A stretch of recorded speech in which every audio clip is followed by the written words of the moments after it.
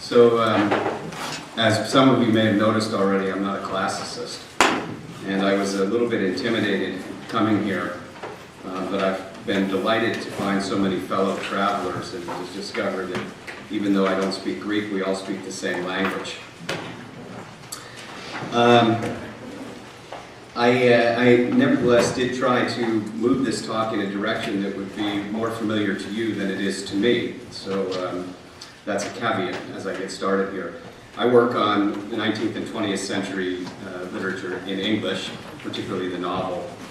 And so the corpus that I'm mining in this case is a corpus of 19th century novels.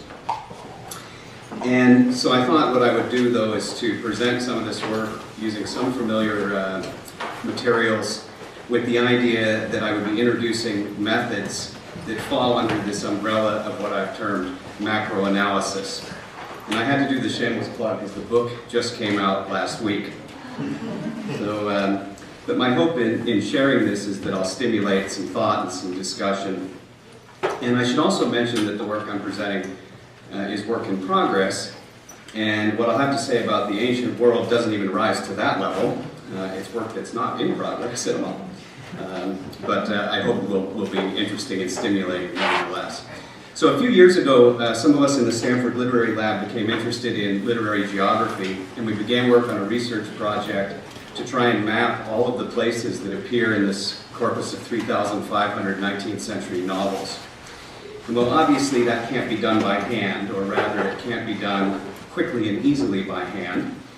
And it turns out that this isn't a simple problem to do with computationally either. And we faced two primary problems at the beginning of this work. First was the problem of identification.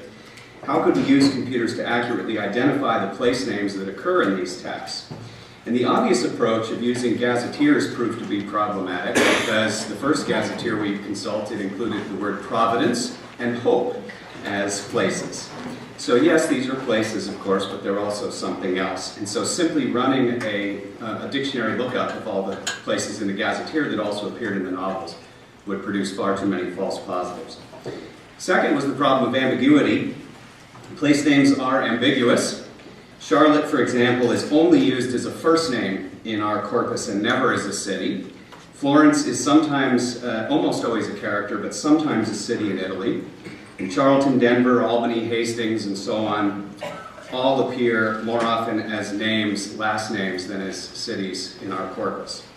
And a second problem is that place names often get reused in different locations. So, for example, Richmond is a town in southwest London and a city in Virginia. Dartmouth, a city in England, the US, Australia, and Georgia, of course, is a state and a country in Eastern Europe. So to tackle the first problem, we scrapped the gazetteer in favor of something called named entity recognition, which I've already heard a lot about today, so I don't have to explain it. But NER is a natural language processing-based tool that creates a statistical model that's sensitive to semantic and syntactical information. And it's not perfect. It sometimes thinks that Florence is a character, Florence the character is Florence the city. But we devised a way of muting that problem using something called topic modeling. And topic modeling I haven't heard a lot about, so I'll explain it just briefly. It's a complex process, and I can't really give you the details of how it works here. But I have written a blog post about it, which you can all Google LDA buffet after the session and see what I had to say about it there. But for our purposes here, you can think about books like plates that you would fill up at this imaginary buffet that is full of topics, or in this case, on the buffet are places. So you can imagine Jane Austen and Herman Melville wander into the LDA buffet, but instead of choosing to fill their plates with peas and cod, Melville might take a helping of New England and a bit of South Pacific, and Jane a ladle of London and a smidgen of the English Midlands. And the topic modeling process has a way of identifying and measuring these textual features as they exist on the individual plates, but also on the buffet as a whole. So in other work that I had done for the book, I had found that I could apply this technique as a way of identifying 500 themes that occur in this corpus of 3,500 novels. So here are two examples of those. The one on the left I've labeled wilderness and frontier. The one on the right, I threw that one in for this crowd. It's not my usual demo. Greek and Egyptian gods. The word cloud is not like what you would do at Wordle, by the way. The topic modeling algorithm actually returns information about the weight of the words in a given topic cluster, so it's a little bit more meaningful than Wordle. You can find all 500 of these on my website, along with graphics indicating their presence throughout the century and so on. Well, it turns out that a similar approach can be used to effectively identify and disambiguate place names in this corpus. And this works because when a writer sets a book in a particular place, the writer tends to mention other places that are geographically related. So, for example, an author writing about Ireland might mention Dublin, and Galway, and Wicklow, and Belfast. And another author who's writing about Belfast, Maine, is not likely to also mention Dublin and Galway. And so the machine learns to differentiate between Belfast, Maine, and Belfast, Ireland. So here are 4 places taken out of 100 places, place region clusters that I extracted in this work. And I'm going to run through them very quickly just to give you a general sense of what the model returns. This one, obviously, I call it the Mediterranean cluster. Here is Greece with a pretty strong emphasis on Athens, and I'll talk about Logan in just a minute. And here's Baltimore, Egypt, but Baltimore you can see is in there, and I'll get back to that too. And then finally, Jerusalem. So these clusters show that the topic modeling can be used as an effective way to identify co-located place names and thereby aid in this problem of disambiguation by giving us a general sense of the regions that are being talked about in the corpus.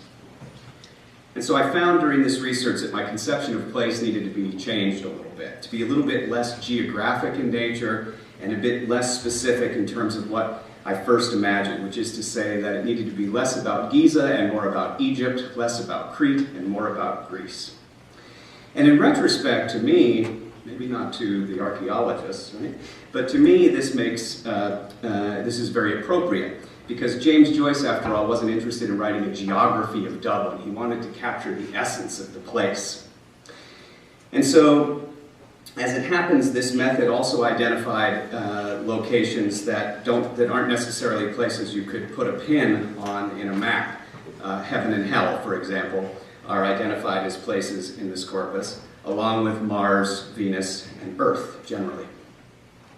All of those that I just mentioned, though, are outliers in the larger scheme. They're minor appearances throughout the corpus. More important than those cute little outliers, the machine provided an effective way of disambiguating places that have the same names in different locations. So Georgia could appear inside of a topic about the American South and also inside of one dealing with Eastern Europe. And because of the way that the model works, I can be confident that the Georgia that's found here was in fact a mention of the place in Eastern Europe, and this one was in fact a mention of the state in the South. So I mentioned Baltimore a few moments ago in the Egypt slide. Occasionally character names like Baltimore slip in. They slip through. But they're not frequent enough across the whole corpus to corrupt the general sense of place. So that was still largely a cluster of places in and around Egypt. In this slide, I'm going to call your attention to this little bizarre use of Illinois. Illinois is not a city in Ireland. I've checked.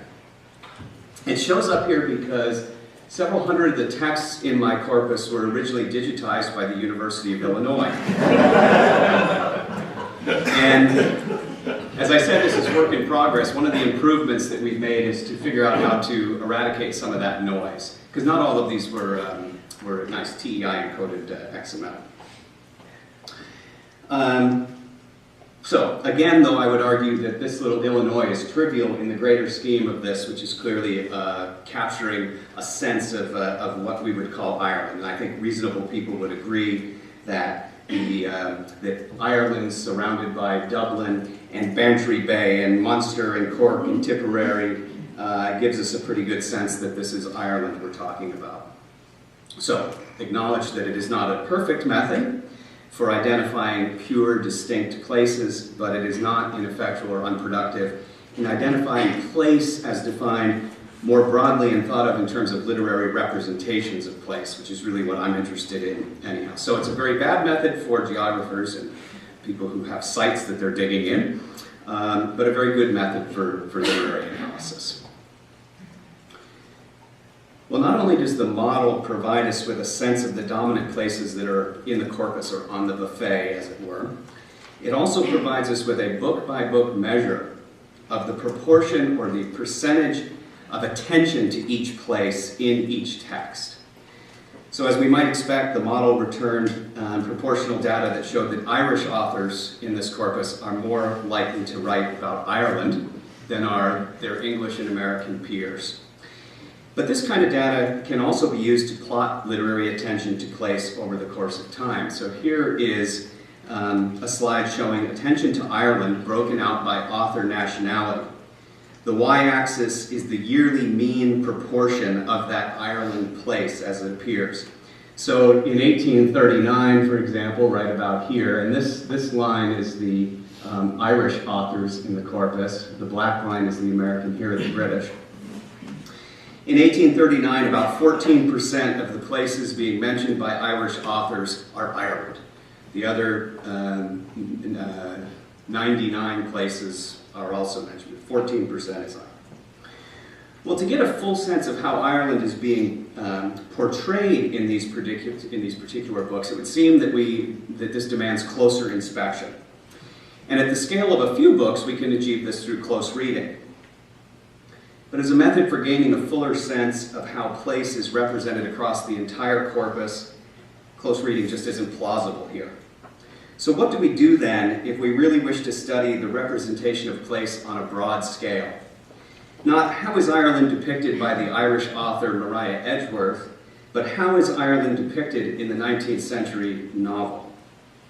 Or to use another example, when authors are writing about slavery in the American South, how do they feel about it? And even more important for literary history, how, if at all, do these representations change over time across author gender, across author nationality, and so on? Well, in the slide that's on the screen now, I'm introducing a third element of analysis. So far I've talked a little bit about theme, I've talked about place, and now I'm going to introduce affect, or what is sometimes referred to as sentiment. Using techniques very similar to those that I've described thus far, I generated a set of 25 affect clusters. You can see the one on the screen right now in red. And for this work, I drew on research in the field of sentiment analysis and opinion mining in order to develop a method of scoring these clusters. And so in my system, each cluster is scored on a scale of -1 to +1, where -1 is a very negative emotion that gets colored in red, +1 in green, neutral in yellow. And I'm not going to go into the details of the methodology because it gets fairly complex, and this is a high-level overview. But I will show you 5 more examples out of the 25 that I extracted.